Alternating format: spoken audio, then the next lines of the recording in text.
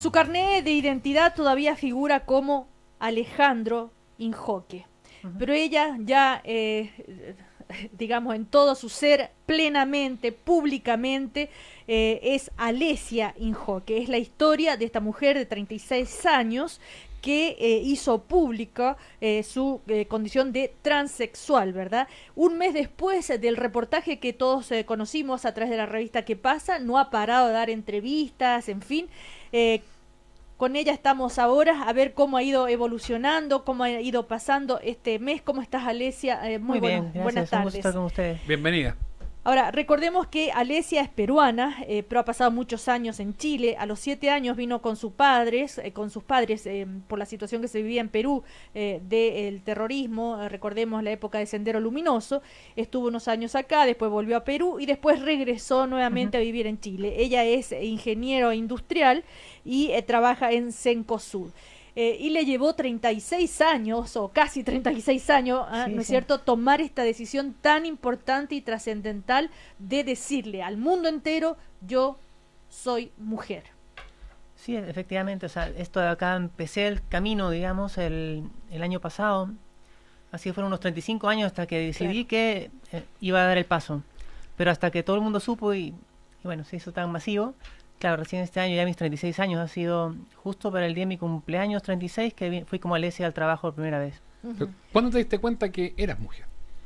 O sea, siempre sentía alguna diferencia respecto a cómo me sentí y lo que me pedían que fuera. O sea, siempre cuando era en mi infancia yo sentía que quería ser niña. Entendía que no era niña bajo los conceptos en que me clasificaba. Es decir, la gente me decía que yo era niño porque tenía ciertas características. Yo entendía que mis papás me decían eso y que era eso. Pero yo quería ser niña y después, bueno, siguiendo en el camino, pensemos que esa época estábamos en los 80, no había ninguna información de nada relacionado a lo trans. eh, Mucho menos al alcance de menores. Pero supongo que cuando uno es niño debe venir como una suerte de lucha interna de este niño versus las ganas de ser niña, ¿no? Sí, o sea, está presente, pero de alguna forma asumo que será también parte de personalidad. Al entender claramente que para el resto yo era un niño, asumí ese rol. Porque entendía además que lo otro no era aceptable. O sea, que ser niña no era una posibilidad, que estaba muy mal y que no debía hacerlo. Y eso ya a qué edad fue más o menos claro para ti. La verdad no sé exactamente cuándo lo hacía el momento. Yo recuerdo como que siempre tuve claro eso de que no estaba permitido, que estaba mal. Cuándo me lo dejaron claro y cómo, no lo sé, porque la memoria de repente es un poco frágil a esa edad, ¿no? Alesia, ¿cómo fue la relación con tus padres en esa época? Ellos se daban cuenta de todo esto y trataban de negarlo, trataban de decirte: no, no, no hagas esto, no te maquilles, no te vistas de mujer, en fin. ¿Y cuál es la relación hoy en día? ¿Cómo ha ido evolucionando todo esto? Claro, en mi infancia, o sea, yo recuerdo que cuando era muy chica alguna vez me atraparon vestido, maquillada, algo así. Y no recuerdo de verdad cuál fue el resultado. Yo creo que probablemente le dieron poca importancia. Han asumido que era un tema pasajero, han hablado conmigo, han dicho que no se puede, que está mal y ahí Ujú. quedó. Después de eso nunca se enteraron nada hasta, bueno, que les conté hace muy poco, bueno, mi papá falleció. Y, y yo creo que es algo que no se esperaban. Bueno, alrededor del 2013 en realidad algún momento me acerco a ellos a pedirles ayuda porque yo consideraba que tenía un problema, era que yo me travestía, yo tenía este tema de identidad y para mí Sí. era un tema a curar, entre comillas, que era lo que yo entendía en ese momento. Ya conforme fue pasando el tiempo me di cuenta que eso no era solo travestismo, Ujú. no había nada de curar y era un tema de identidad más profundo que en realidad negarlo solo me hacía daño. Alesia, cuando tú estás tienes pareja, ¿no es cierto? Sí, ¿Ella siempre supo? ella supo tanto como yo me permitía admitirme a mí misma. Es decir, o sea, ella sabía que yo era un chico diferente, digamos, pero no sabía que yo era transgénero. Ujú. Porque yo no me permitía a mí misma decirme si soy transgénero. Era una palabra muy dura y pronunciarlo hace que se vuelva real y que tengas que tomar acción y yo no podía hacerlo. Me era muy difícil en ese entonces. ¿Y cambió la relación cuando tú, ya asumes tú y le dices, y ella también, por lo tanto, lo asume que eras transgénero? ¿Cómo se da esa relación de pareja? Claro, en realidad, bueno, inicialmente fue un golpe bastante duro, estuve muy distanciada hace un periodo, pero creo que conforme fue dándose cuenta cómo me llenaba esto, cómo me hacía feliz, en realidad fue sumándose a mi lado, digamos, y ayudarme. Claro, como relación de pareja hemos tenido que reinventarnos, porque claramente ya no entramos en los estereotipos ni en los roles, es como volver a ubicarse un poco en el dónde estás entrando en la sociedad y demás. Y creo que todavía no es un tema que esté 100% resuelto, seguimos todavía en proceso de reinventarnos, pero al menos todavía seguimos bien. Empezado de buena forma. Sí. Ella también ha ha puesto, apoyo, sí. y ha puesto, además de ser tu bastón, ha puesto de su parte también para poder mantenerse juntas, ¿no? Claro, sí, o sea, lo que ella me dijo al principio, y bueno, se mantiene todavía hasta que terminemos de estabilizar todo esto, porque ha sido muy loco estas últimas semanas como para considerarlo estable, ha sido que ella en verdad no sabe hacia dónde va esto, no sabe cómo va a poder manejarlo, pero que quiere hacer lo posible para que la relación funcione porque me ama. Y yo la amo mucho también. Ahora, ¿están casados legalmente? Sí, claro, somos legalmente hombre y mujer, estamos Claro. casados. No, pero podrían tener una vida de pareja sin haberse casado, a eso me refería. Sí, es cierto. Entonces, ahora, a partir del momento, tú me imagino que vas a seguir luchando para que se pueda cambiar tu nombre legalmente, Ajá. aunque la ley Sí, o sea, todavía... en este momento, para poder cambiar el nombre legalmente hay que hacerlo por los tribunales. Sí. Entonces voy a empezar el trámite. Me demoré un poco porque, bueno, siendo extranjera tenía que primero hacer un trámite con la partida de nacimiento.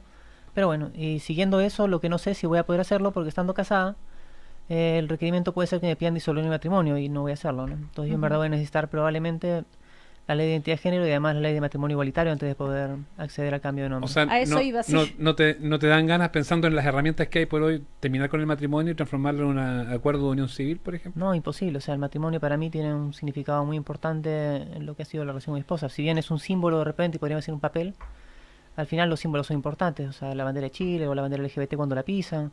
En este caso mi matrimonio, al pensar en disolverlo, tiene un significado importante y no lo haría. Claro, pero entonces a partir, en la realidad serían un matrimonio homosexual. Sí, o sea, en términos prácticos seríamos un matrimonio de dos mujeres. Claro, a eso me refiero. Sí, sí. Ahora, tú dices, tú vienes de una familia, me comentabas, bastante conservadora, tu madre de hecho muy católica, pero incluso después se convirtió a evangélica. Todavía más difícil entonces que ella pueda aceptarte o entender esto que de tener una hija y no un hijo como ella pensaba. Sí, lo ha estado procesando con tiempo, partió, bueno, en general para todos los parientes cercanos es un proceso parecido al duelo con una muerte, bueno, con la ventaja de que sigo acá, ¿no? Pero en general ella tiene que de alguna forma despedirse de Alejandro y para ella ha sido un proceso complicado, obviamente partió en la negación, ahora lo he ido aceptando de a poco y creo que con el reportaje ha ayudado un poco a que entienda mejor el tema, lo han contado mejor que lo que yo pude haberlo contado yo, así que ha sido una gran ayuda en ese aspecto y probablemente igual cuando nos veamos seguro va a llorar o va a haber algún impacto de ese tipo, pero asumo que lo irá superando y que ya debería tener capacidad de manejarlo.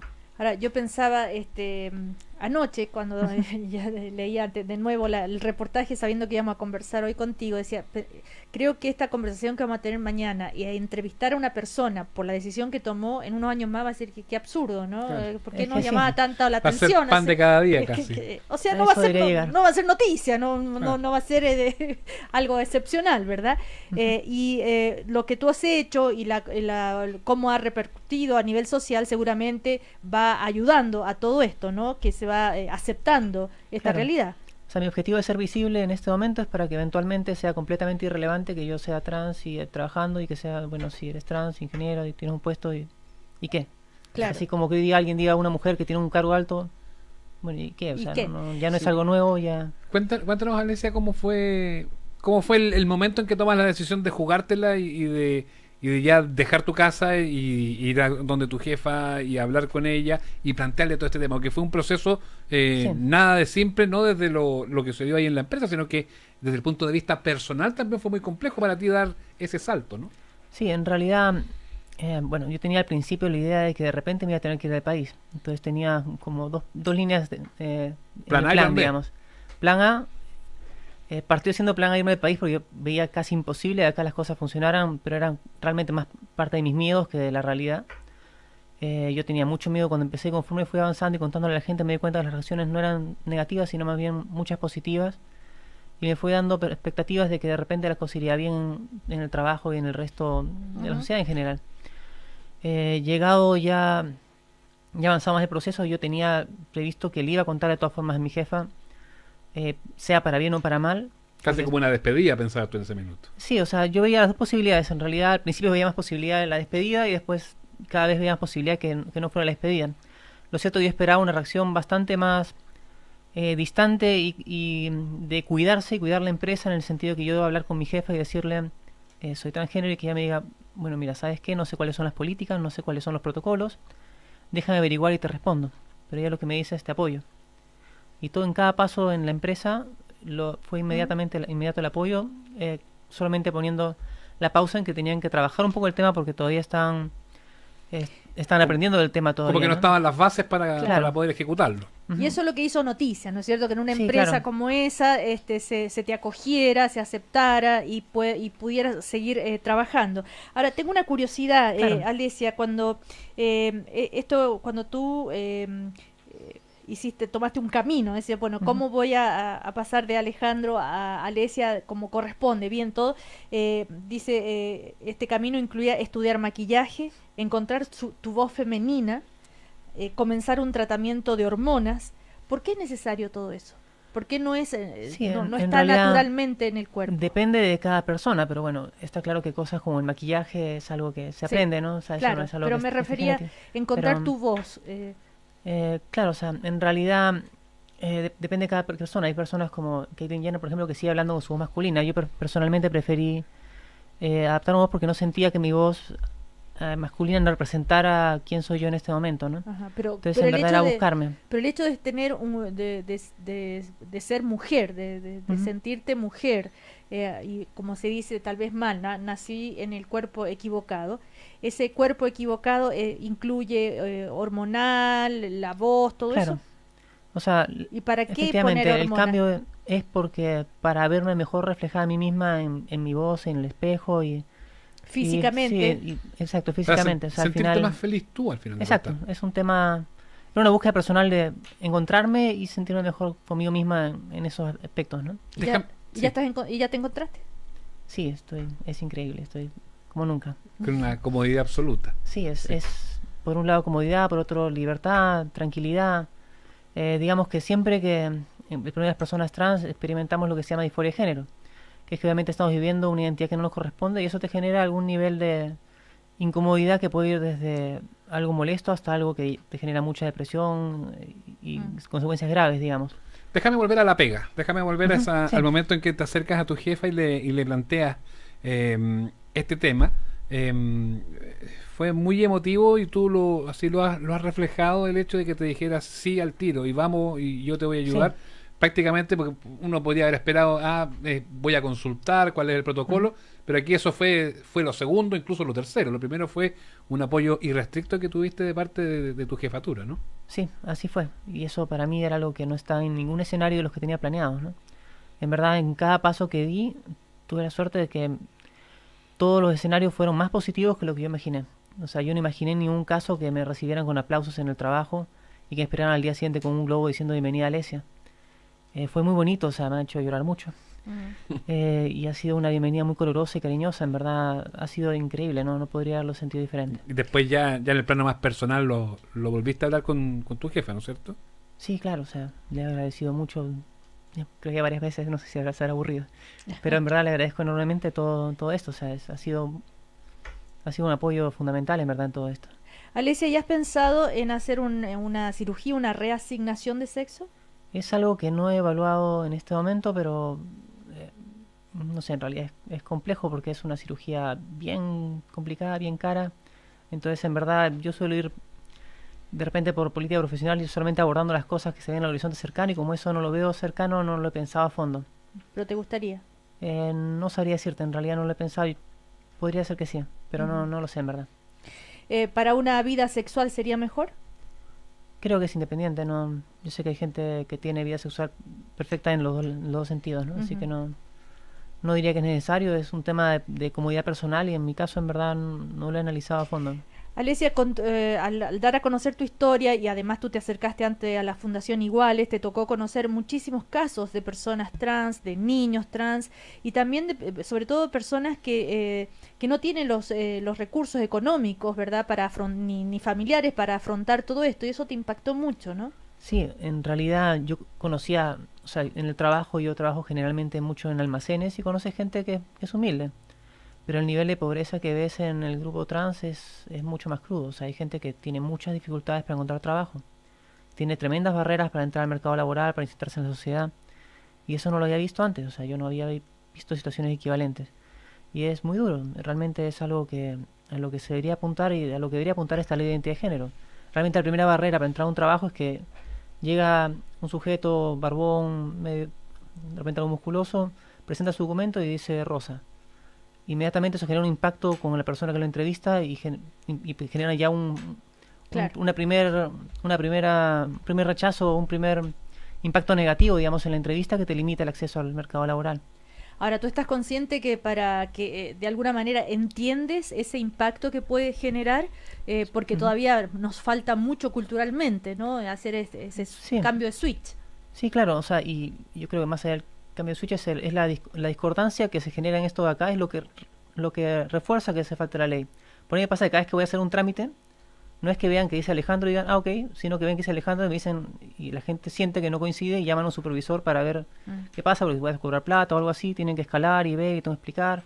Y después de varias explicaciones recién aceptan que yo soy Alejandro legalmente y me hacen el trámite, ¿no? Casi como le sacaste el carnet a alguien o está Claro, representando a un tercero. Exactamente, ¿no? Entonces se genera esa duda y ante la duda se escala y justamente porque no es representativo de quién soy en la sociedad y nadie lo cree, o sea, Eso, ¿verdad? recuerdo que lo conversábamos acá con Daniela Vega hace un tiempo atrás, termina Sí. siendo además que todos los trámites engorrosos y complicados, porque te recuerdan constantemente que eres Alejandro en tu Exactamente, caso. es una... Y eso termina siendo finalmente, Daniela, yo me acuerdo que nos contaba acá que decía que casi que le da lata muchas veces ir a hacer trámites por lo mismo, ¿no? Sí, sí, incluso hasta pagar cuentas con la tarjeta de crédito, porque me ha pasado que a veces pago tarjeta de crédito en la estación de servicio y el tipo le muestra al de al lado el nombre, así como en complicidad, me burlona o de sorpresa, digamos, ¿no?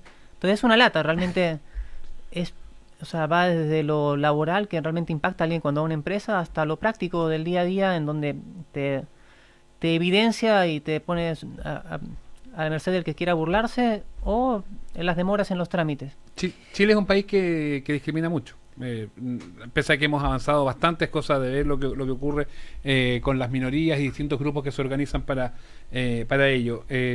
Siento yo que hay una suerte de, entre comillas, veranito de San Juan con tu caso, Sí. con todo lo que se ha conocido, las entrevistas, pero ya en este periodo ¿te ha tocado encontrarte con algún episodio de discriminación o no?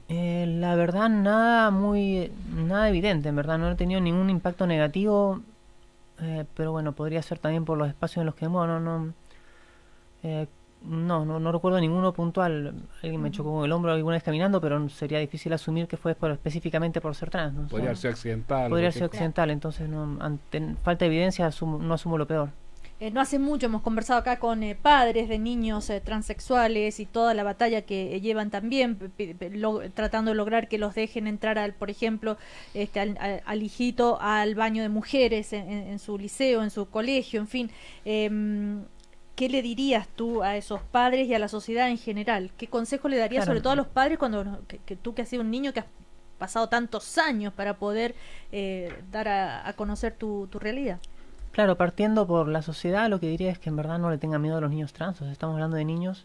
Para empezar, pensando en cualquiera de los dos baños, nadie hace nada fuera de la puerta del inodoro donde se vean los genitales. O sea, no hay ninguna exposición. Es algo bastante tonto pensar que va a haber algún incidente porque una niña trans, como tiene los genitales diferentes, va a hacer algo. En general, los niños trans son los que tienen miedo al resto. Los niños trans son los que tienen miedo a ser atacados, evidenciados o que sea público que son trans o que con eso les ocurra algo, ¿no? Es ahí donde está el real miedo entre los niños, porque el Claro. resto en verdad no genera normalmente impacto.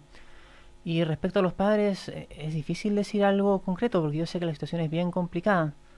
Lo único que podría decir es que quieran mucho a sus hijos y que no tienen nada de malo con ellos y que ojalá la sociedad empiece a aprender a aceptarlos e incluirlos porque algo que ocurre hoy día es que la cantidad de niños que deja de ir al colegio por el rechazo, por el bullying y demás, en la comunidad trans es altísimo. ¿Qué te pareció que justo cuando Alesia se estaba dando a conocer al mundo, pareció, no sé si fue justo el mismo periodo o un poquito después, toda esta discusión y debate que hubo a propósito del bus naranja, que se instaló en los medios de comunicación con debates bastante duros en muchos minutos, con estos duelos que se dieron en las calles detrás Sí. del famoso bus, que en España ya ha ido creciendo, ahora ya está una avioneta naranja que se está paseando por las playas y en el verano europeo. ¿Cómo observaste ese debate y esa discusión que se dio? En realidad me frustra bastante el enfoque que tiene el bus y demás porque es lo que se conoce como un muro de paja. En lugar de atacar al argumento real, arman un argumento falso y lo atacan. Entonces la ideología de género es una farsa, en realidad. Lo que vemos somos personas que queremos ser incluidos en la sociedad y que se enseña que existimos.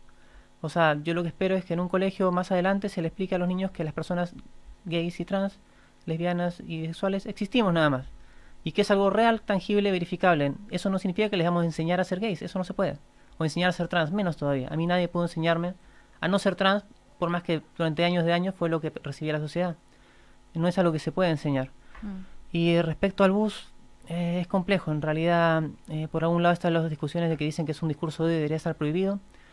Pero yo creo que lo que debió hacerse es protestas pacíficas y que circulen nada más. Prohibirlo probablemente hubiera dado alguna percepción peor de que era alguna conspiración o que el lobby y todas estas excusas de dictadura gay y todas estas idioteces que se escuchan normalmente del lado que se opone a nuestra integración en la sociedad. Alesia, tú te habías acercado a la Fundación Iguales, sigues trabajando con ellos y estás dispuesta, no sé, a ser casi una activista de la causa para lograr que se apruebe esta ley de identidad de género. La verdad, me considero visible, no activista, no trabajo con ninguna organización, en realidad, a pesar de que tengo cercanía con la OTD, que es una organización trans y con iguales. Estoy dispuesta a trabajar en realidad en cualquier organización que quiera hacer algo positivo, pero claro, en realidad más como freelance, independiente, no sé, porque como tengo un trabajo diario, no me da el tiempo para participar de forma más activa en nada. Pero si te invitan a la Cámara, diputado, algo para ir a hablar... Sí, o sea, me gustaría, tendría que ver las posibilidades con el trabajo, pero en general yo en cualquier cosa en que pueda aportar yo estoy disponible y bueno, y lo he estado y por eso estoy acá, ¿no? Quiero romper un poco la imagen negativa que hay de las personas trans, bueno, LGBT en general y mencionar que no hay nada que tener miedo, realmente somos personas como cualquier otra con la que pueden interactuar, ser amigos, somos hijos, primos, hermanos. Los compañeros de pega se acercaron a hablar contigo como para preguntarte, para tratar de saber más, independiente de tú de estas charlas que diste, o de la presentación que hiciste ahí en la pega, que entiendo que fue con distintos grupos. Después se han acercado como a preguntarte, a plantearte inquietudes, dudas que puedan tener, o el tema ya terminó naturalizándose a tal manera que ya es como lo mismo nomás. Sí, o sea, inicialmente sí me conversé con varios sobre inquietudes, dudas, me reuní especialmente con los más cercanos para conversar, pero ya cuando empezaba a salir la revista, la televisión y todo, creo que se aclararon de forma tan masiva que no hizo falta ya. Bueno, le queremos agradecer a Alesia Inhoque entonces por compartir su historia de vida, que es una historia muy linda, de una gran valentía de parte de ella, ¿no es cierto? Y ojalá sirva para ese cambio cultural que necesitamos, ¿verdad? Gracias por invitarme. Y además de verte tan feliz. Sí. Que te vaya muy bien. Chao. Igualmente, chao. Chao.